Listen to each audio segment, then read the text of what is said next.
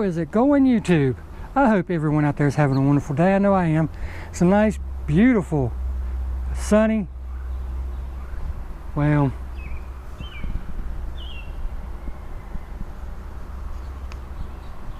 nice, calm day today here in North Carolina. Well, it's not exactly true either. Let's see if I can get this right. It is a nice, warm, 62. Oh, well. It's a nice, beautiful day. How about that? Here in North Carolina.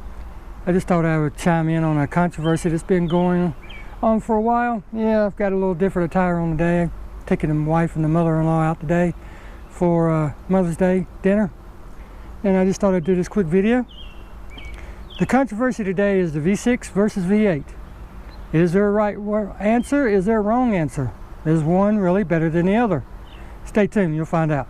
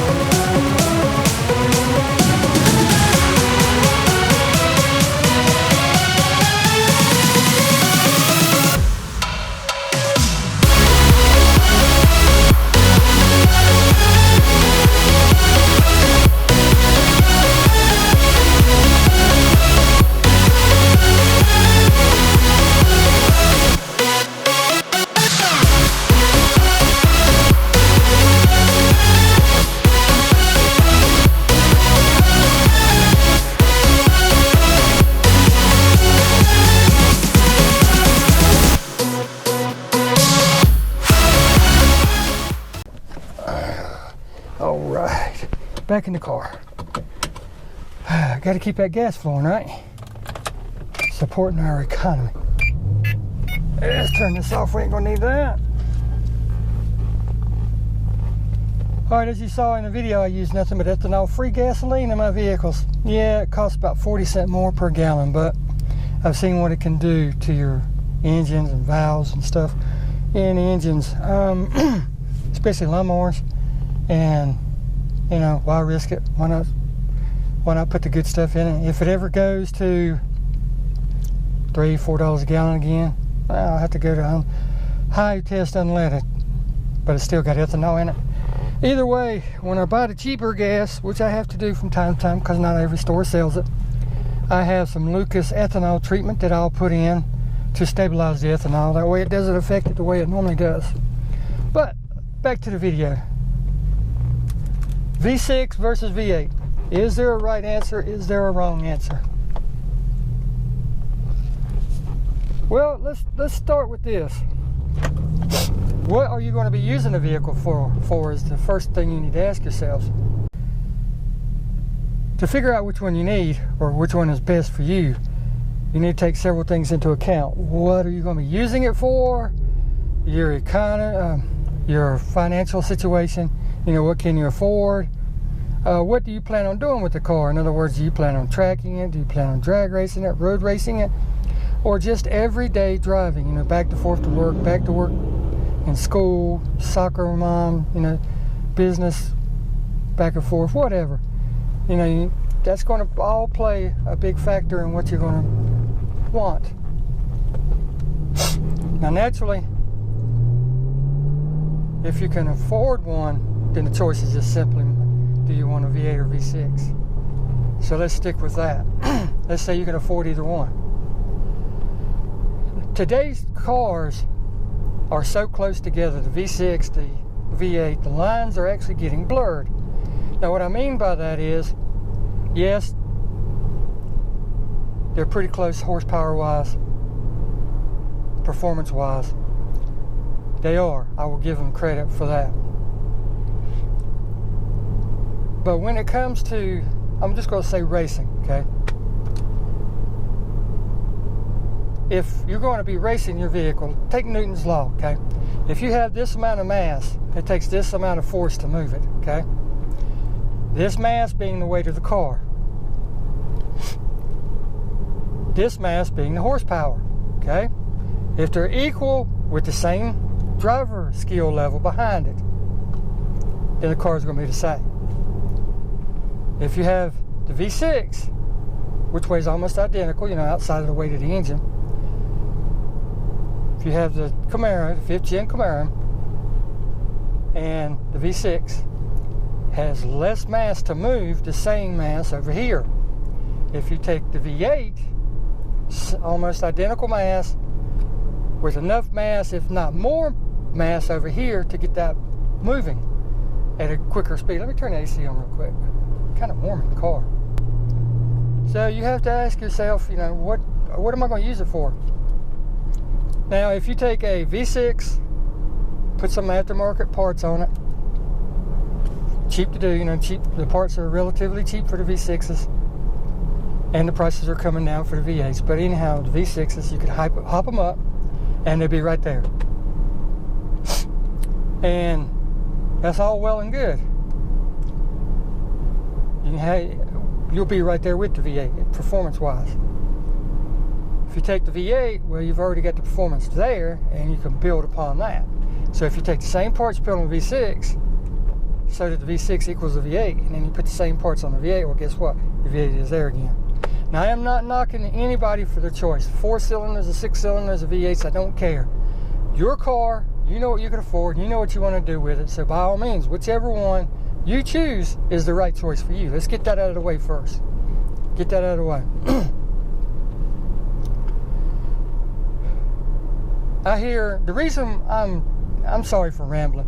The reason that I am doing this video is because I was talking to a guy the other day, and he's a Ford guy, and he owns a Mustang GT, which is all fine and good. I like the Mustangs. They're beautiful cars. They're, you know, performance-wise and technology-wise, they're just awesome. Now, with that said, he got in this conversation, oh, V8 is much better. You know, I'd never own EcoBoost or anything like that. And I'm like, dude, really? The EcoBoost is a very nice car. Yeah, but I race my car all the time, you know. And he's talking street racing. So I understand the dude's point. I really do. But to have that mentality that just because he has a V8, he is somehow better. No. Case in point. There's another guy there. It was actually his buddy. Has EcoBoost. Okay, well, EcoBoost is a turbocharged engine. 9 V8. Okay, he's sitting there. They're doing a 30 roll. They do the 30 roll. And right off the line, the EcoBoost jumps out there. I mean, just because the turbo winds up pretty quick on those cars. So he jumped out on the V8. Well, naturally, it didn't take long for the V8 to pass him when they got up into the higher RPMs. And that's to be expected. Just like anything. I'm trying to drive and think and oh well. Tesla Motors, okay? All electric car. I know I'm getting off the beaten track here, but just bear with me. Tesla's, any electric car is very, very quick off the line because the power is right there. Okay, just like the turbos. It's there. Today's turbos, there's hardly any lag. So all the power is there instantaneously, okay? The V8, it is a little bit of a lag to get the mass moving and everything. But with Tesla cars, let's say you're doing 60 mile an hour down the road, and you decide you want to pass somebody. You floorboard it. Well, yeah, it picks up some speed, but it's not like your conventional car where it drops down into passing gear and it gives you the power and you go around. It doesn't work that way. It's out of steam when it's at its power, not takeoff, which is kind of along the same lines as the turbos and the EcoBoost. Yeah, they take off good and they get out of the hole quick, but once they're side by side and the V8s get into their RPM range, then, you know, there's really just no comparison. The V8's going to pull off from it. Now, this is all saying that the drivers are the same. We're not going to talk about professional drivers and all this stuff. Got to have a little fun. Now, like I said in the beginning, there is no right answer. There is no right answer, no wrong answer. I am sorry. Today, I got so much going on. The choice is yours. You're the one that has to pay for it. Buy what you want. Enjoy the crap out of it.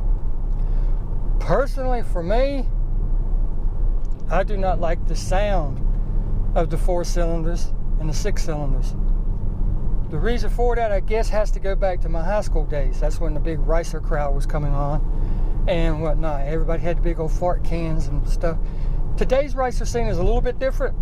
I mean, the cars are much different, but the scene is a little different. But it still has that sound that takes me back to the days of when I was in high school. The big old bumblebee trapped in a coffee can hanging off the back of the car. You know, huge muffler, little car.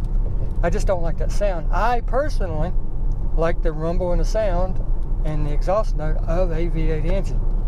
The car is suited to handle the extra weight of the V8 engine, so I'm one step above the V6 crowd because the suspension, the braking, and all that is not set up to handle the same weight as the V8. The cars with the V8, in my case, I have a 2SS, is set up to handle the braking, to handle some tracking, cornering, and all that, whereas the V6s are basically designed for comfort creatures. Now, I know I'm going to piss a lot of people off by saying all this, and I apologize for that. Again, this is my choice. What you choose is totally up to you, and I'll stand behind you 100%, whatever choice you make. Am I talking out of my ass? Maybe. But here's the catch. I've watched so many videos on YouTube, so many videos on Vimeo. I've seen videos on Facebook. These guys now we're talking, I'm not talking racer crowd now, I'm talking about middle age, okay? You're growing out of your racer stage. You've had the V6s, you've had the 4-cylinders, but when you hit that middle age, I've seen it time and time again. They really, really love their car. They do. They just love this car. They've got so many memories in it and everything. What is the first thing out of their mouth after stating that? I just wish it was a V8. Now come on, like I was explaining to you earlier, and here's where it comes back into play. Mass and power. Okay? Now, it takes more power to move the same mass quicker. That's just a known fact. The torque is at the bottom. The V8 has the torque and everything to get the mass moving, with everything created equally. Plus, like I just showed you, the sound. The sound is just incredible. But that's always the first thing they say. I wish I'd have got a V8 to start with. I could have used the same amount of money that I put in my V6 or 4-cylinder. Let's just do this from now on. When I say V6, I'm talking about anything other than a V8, okay? They always said if I would have taken the money that I put in my V6 and put in the V8, I could have been this much further ahead. The reason for that is, if you're going to race it, you're going to have better suspension, okay? We all know there's a couple grand. You're going to have better brakes. There's another couple grand.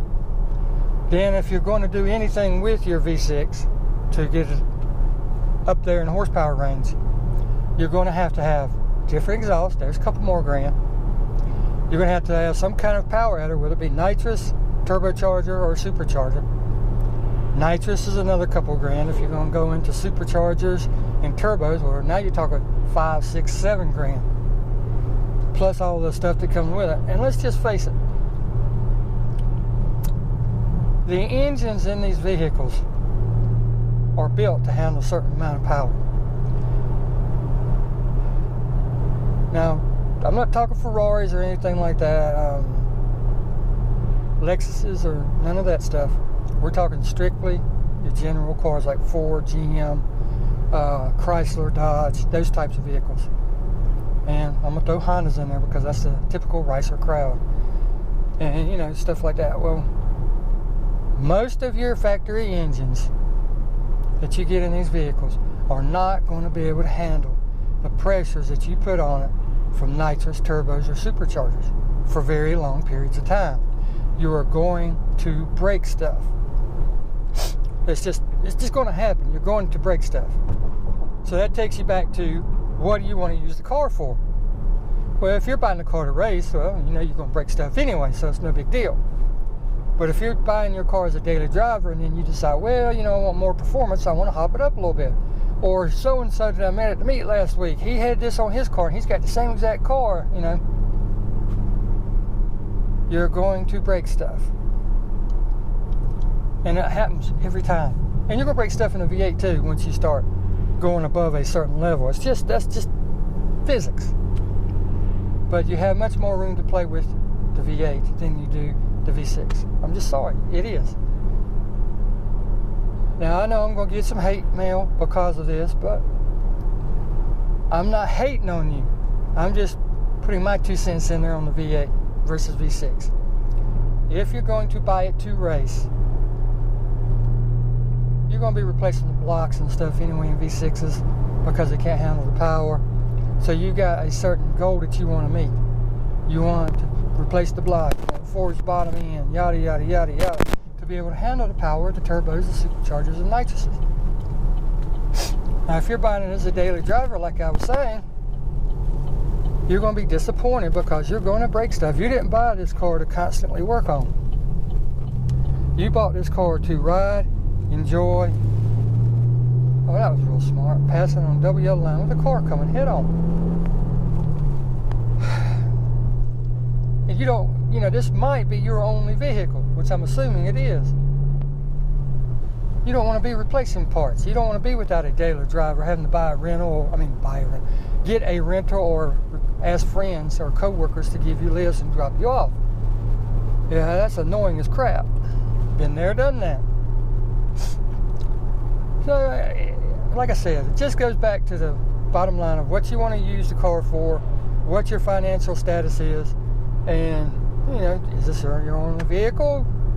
Is it just a fun vehicle you're going to drive on the weekends? Do you have the money to throw at it when it breaks? You know, yada, yada, yada, yada, yada. The choice is yours. The main thing is you get what you want, what you can afford, and enjoy it. That's what it's all about. Doesn't matter if it's Ford, Mustangs, the freaking Evos out there. Doesn't matter if it's a Honda. Doesn't matter if it's a Prius or the little smart cars. I'm sorry, God. I'm sorry. I got a joke about that I'll have to tell you later. But anyway, it's your choice. Make it. Stick by it. But by all means, weigh all the options and figure out what you want it for to start with. And then just enjoy it. You guys have a great day out there. Alright, now the joke I was referred to earlier. First and foremost, there's two things you need to know about this joke. Number one is, it's NASCAR related. Some of you might not know the drivers I mentioned, and that's all fine and dandy. All of them are dead and gone. God rest their souls. Thank you for the memories. Thank you for the good times. So they are NASCAR drivers, number one. They've all passed away, number two. The second thing I need to warn you about is the driver at the end that I will mention was not dead at the time this joke came along, okay? And there's many variances on this joke, but just keep in mind the driver of the car that I'm going to mention was not dead at the time of the joke. So keep that in mind, please.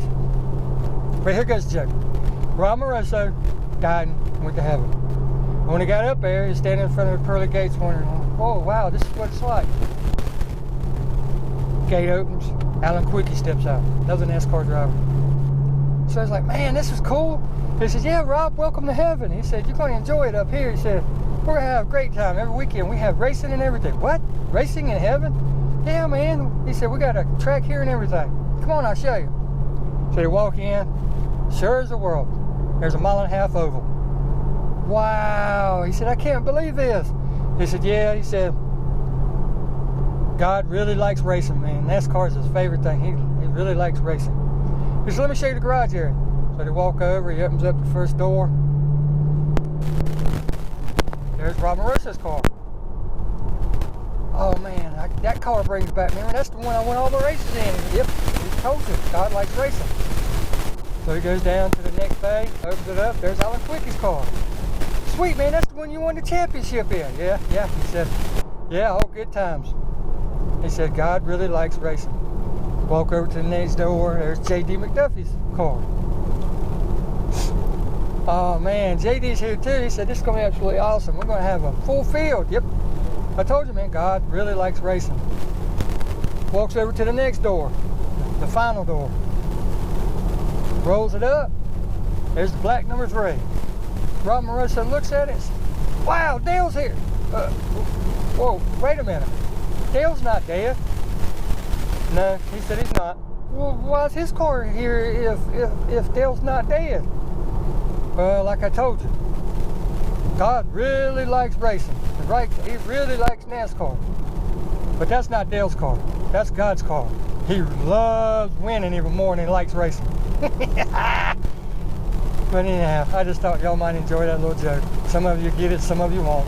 But you guys have a wonderful day out there. We'll see you next time.